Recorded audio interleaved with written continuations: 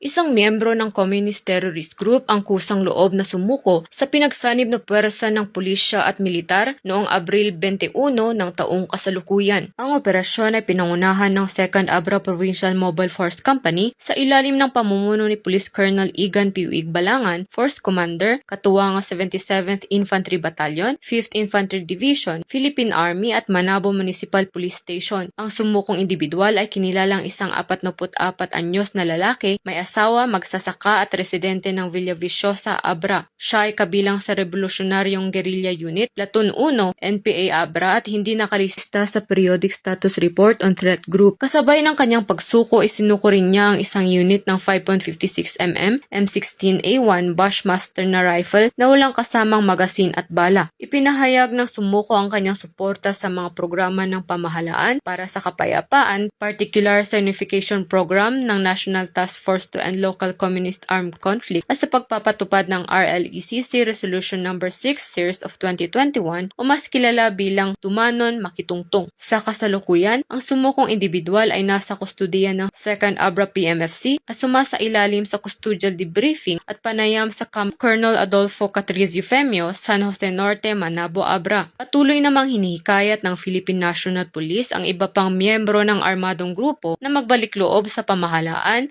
at samantalahin ang mga programang pangkapayapaan tungo sa isang ligtas at maayos na pamumuhay. Mula dito sa reyon ng Cordillera, ako ang inyong PNN correspondent, Patroluman Grace Bulangan, alagad ng batas, tagataguyod ng Balitang Pulis.